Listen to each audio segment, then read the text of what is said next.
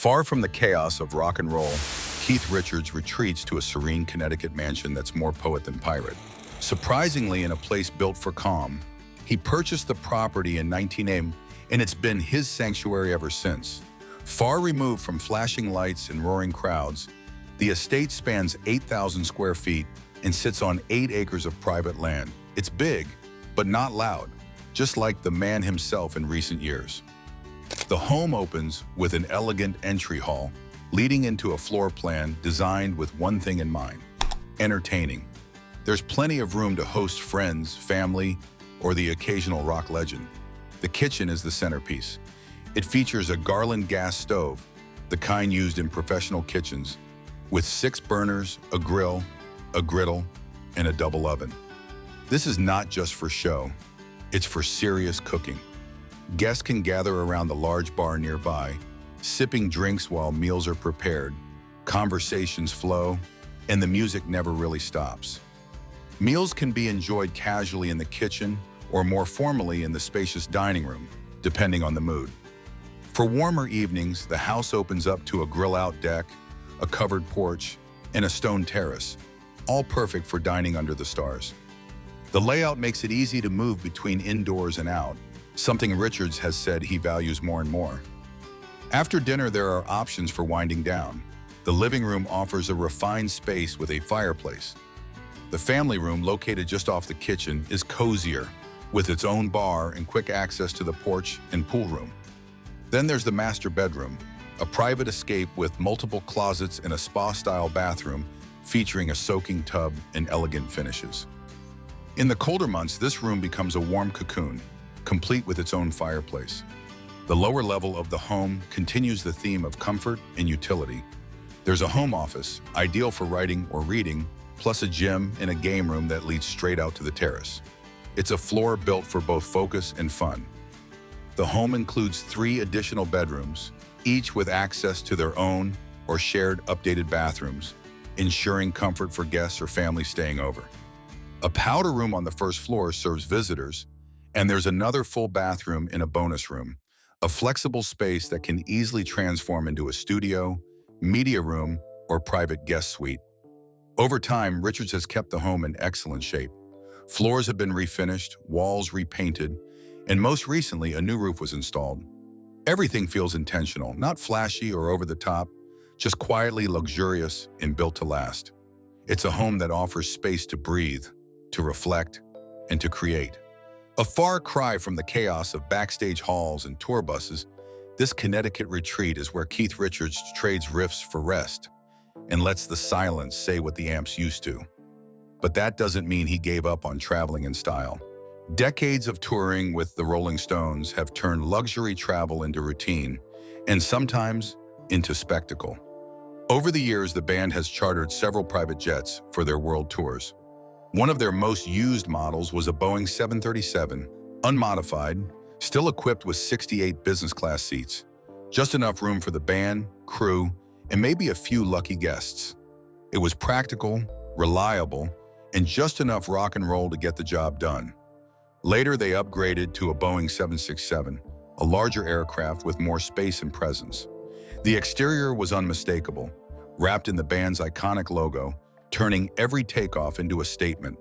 These jets aren't owned but chartered, often costing up to $25,000 per flight hour. But when your band spans continents and your audience spans generations, the cost is just part of the package. And when Richards takes to the water, he does so with equal flair. During a family trip to Sydney, Australia, he reportedly chartered a 145-foot luxury yacht called the Benetti Sovereign. This isn't just a boat, it's a floating 5-star hotel. The yacht sleeps up to 12 guests across 5 designer cabins, including a lavish master suite with a king-size bed and a private jacuzzi bathroom. Amenities include an upper-deck dining area, a bar, a grilling station, and a hot tub surrounded by sun loungers. The perfect spot for sipping cocktails while drifting through blue waters. Chartering the vessel for a week? It'll set you back about $350,000. A small price for a sea-bound escape worthy of a rock legend. Whether flying across continents or sailing open waters, he travels the only way he knows how. Loud in legacy, smooth in style. And when he's home, there's only one thing he surrounds himself with more than silence: guitars. For Keith Richards, guitars aren't just tools of the trade, they're extensions of his soul. Over the decades, he's amassed a jaw-dropping collection of around 3,000 guitars, ranging across makes, models, eras, and tones. Some are rare, some are beat up, all are priceless to him.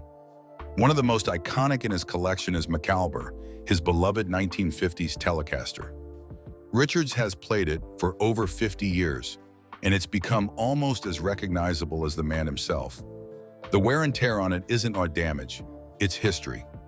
Then there's the 1952 Gibson SJ Southern Jumbo Sunburst, an acoustic model that once featured in a now famous fiery argument during the band's more turbulent years. That very guitar recently resurfaced, put up for auction with a starting bid of $100,000. But the crown jewel of his collection? That's his Les Paul, the same guitar he held on stage during the Rolling Stones' very first concert. Revered by collectors and fans alike, it's now listed as the 7th most expensive guitar in the world, having sold at auction in 2003 for a staggering $1 million. For Richards, guitars are more than possessions. They're companions, scars and all. Every one of them tells a part of the story that words never could. Though if you want numbers instead of chords, here's the big one. Keith Richards is worth an estimated $600 million. That figure wasn't built overnight, and it certainly wasn't built from one source. Let's start where it all began, the Rolling Stones. As one of the founding members, Richards has stood at the core of one of the highest-grossing live acts in music history. Tours like Steel Wheels, Voodoo Lounge, A Bigger Bang, and No Filter have brought in billions globally. In 2018 alone, the band earned $117 million from just 14 shows. That's over $8 million per night.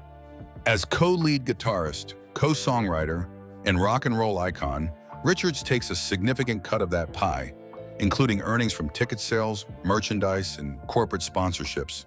Then there's the catalog. With over 240 million albums sold worldwide, the Rolling Stones' discography continues to generate millions in royalties. Classic albums like Sticky Fingers and Exile on Main Saint still move units, both physical and digital. In the US alone, Sticky Fingers has sold over 3 million copies, and Richards, as co-writer of timeless hits like I Can't Get No Satisfaction, Jumpin' Jack Flash, and Gimme Shelter, earns steady income from streaming, radio airplay, and media licensing.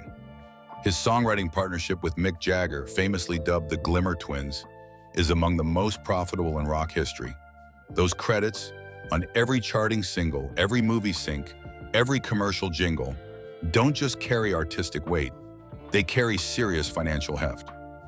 While the Stones have always been the anchor, Richards also explored solo ventures. His album Talk Is Cheap, 1988, went gold in the US, and he followed up with Main Offender, 1992, and later Cross-Eyed Heart, 2015. Though these records didn't break Billboard records, they expanded his brand and brought in both album sales and tour revenue, especially through his side band, the Expensive Winos. He's also cashed in on his legacy through endorsements and equipment partnerships. Fender released a Keith Richards signature Telecaster, modeled after his legendary McAlber guitar. He's endorsed other big names like Gibson, Ampeg, and Ernie Ball, creating revenue streams not just from music, but from the gear that makes it. But Richards isn't just a musician, he's also a best-selling author. His 2010 memoir, Life, was a publishing juggernaut. The book sold millions of copies worldwide, receiving both critical and commercial success. It gave fans raw insight into the chaos, creativity, and survival that defined his life. And it brought in millions in royalties in return. And then, of course, there's Hollywood. Richards made a memorable appearance in the Pirates of the Caribbean film series, playing Captain Teague, the father of Johnny Depp's Jack Sparrow. The casting wasn't random. Depp modeled much of Sparrow's swagger after Richards himself. These appearances may not rival his music earnings, but they have added a layer of cultural relevance and a steady paycheck to his already massive portfolio. He's not just surviving, he's still earning, still expanding, and still building a legacy that's as financially massive as it is musically immortal. But that kind of legacy doesn't come out of nowhere. It starts in a small town with a small bayi, a cheap guitar, and a family of rhythm. Keith Richards was born in Dartford, Kent, England, the only child of Doris Dupree and Herbert Richards. His childhood wasn't filled with wealth, but it was filled with music. His grandfather, Augustus Theodore Gus Dupree, was a jazz musician who toured the UK with his band, Gus Dupree and his boys. It was Gus who noticed young Keith's obsession with melody and handed him his first guitar. That simple gift lit the fuse. As a child, Richards attended Wentworth Primary School, where he became friends with another boy from the neighborhood, Mick Jagger. The two shared classrooms, lunches, and eventually, a love for American blues. But when Richards' family moved away in 1954, they lost touch, until fate stepped back in. Years later, Richards spotted Jagger on a train carrying albums from Chess Records, Muddy Waters, Chuck Berry, and other American blues legends. Their conversation that day sparked a renewed friendship that would go on to redefine rock history. They both knew a third musician, Dick Taylor, and soon joined his amateur band, Little Boy Blue and the Blue Boys. That group didn't last long, but something bigger was brewing. By 1962, Jagger and Richards were invited to the Bricklayer's Arms pub by Brian Jones, where they met Ian Stewart and shared a long conversation about blues, rhythm, and the state of British music. The result of that pub meeting? A little band called the Rolling Stones. The original lineup included Brian Jones, Mick Jagger, Charlie Watts, Bill Wyman, Ian Stewart, and of course, Keith Richards. In 1963, they signed with Decca Records. From the start, Richards' guitar didn't just support the music, it drove it. Former bandmate Ian Stewart would later say Richards was the real leader of the Stones. As the band evolved, so did Keith's role. After Jones's departure in 1969, Richards and Jagger became the primary songwriters and producers, earning the nickname the Glimmer Twins. Their songs weren't just hits, they were blueprints for a generation. Satisfaction, Gimme Shelter, Paint It Black, Brown Sugar. The Stones released over 100 albums, including 30 studio albums, and performed in more than 2,000 concerts worldwide. Richards' guitar, raw, unfiltered, unapologetic, set the tempo, anchored the energy, and carved out a sound no one could mimic. But Keith Richards wasn't content being just a Rolling Stone. He launched his solo career in 1978 with a cover of Chuck Berry's Run, Rudolph, Run, and officially stepped out of Jagger's shadow in 1988 with Talk Is Cheap. The album went gold in the US and marked the beginning of the Expensive Winos, his side project with drummer Steve Jordan. That band included a tight-knit group of all-stars, Waddy Wachtel, Bobby Keys, Ivan Neville, and Charlie Drayton. Together, they created a raw, bluesy sound that reminded the world Keith could hold his own. The Winos followed up with Main Offender in 1992, and later Richards released Cross-Eyed Heart in 2015, a return to his roots that earned critical praise. Each record showed a different side of him, soulful, reflective, and forever loyal to the groove. By 2023, Rolling Stone magazine ranked him number 15 on their list of the greatest guitarists of all time, and included 14 songs co-written by Richards and Jagger in their list of the 500 greatest songs of all time. But behind all the legends and headlines, Keith Richards is still just a man, flawed, fearless, and fiercely loyal to the people he loves. Richards met Patty Hansen, a successful model from New York, in 1979. Their connection was instant, but not rushed. They dated for years before getting married on December 18, 1983, which also happened to be Keith's 40th birthday. Together, they've raised two daughters, Theodora Dupree Richards, born in 1985, and Alexandra Nicole Richards, born in 1986. And Theodora's name honors Keith's maternal grandfather, Theodore Gus Dupree, the man who first taught him how to play the guitar. Beyond his two daughters with Hansen, Richards has 4 children in total, and he's now a grandfather to 7 grandchildren. But his road to stability wasn't smooth. Keith Richards has long carried a reputation for drug use, born from a string of arrests and a very public struggle with addiction. Between 1967 and 1978, he was tried 8 times on drug charges. Heroin, cocaine, pills, he used them all, often unapologetically. His lifestyle became a symbol of rock excess. and at one point survival itself seemed unlikely. Still, Richards made it through. In interviews, he's acknowledged that the lifestyle could have killed him. He's been sober from hard drugs for decades, though he admitted in 2016 that he still drinks occasionally and uses marijuana and hashish.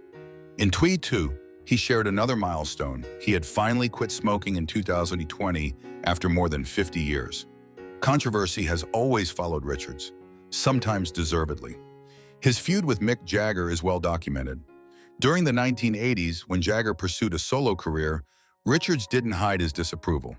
He publicly criticized the music, calling it rubbish, and later mocked Jagger's personality in his 2010 memoir Life. The friction between the two Glimmer twins fueled by tabloid stories and nearly tore the band apart, but somehow they always found their way back to the music. He's also made headlines for outspoken opinions, unfiltered and often divisive. In 2015, he dismissed Sgt. Pepper's Lonely Hearts Club Band by the Beatles as a pile of shit and referred to heavy metal as just noise. Fans and critics alike pushed back, but Richards never retracted. He's never been interested in being politically correct, just brutally honest. In the 1970s, he also found himself surrounded by criminal controversy, especially during the Altamont Speedway Free concert in 1969. The Rolling Stones hired Hell's Angels as security, an infamous decision that ended in the murder of a fan during the show. While Richards wasn't directly involved, the incident haunted the band and raised serious questions about accountability. But beneath the defiance, there's a softer, often overlooked side of Keith Richards, the philanthropist. He's long supported MusiCares, a nonprofit that provides medical and financial aid to musicians in need.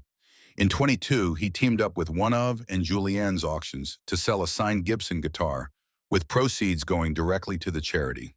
He also contributed to MusiCares' Rock Ltd collection, donating leather jackets and guitar straps for limited edition auctions that raised significant funds.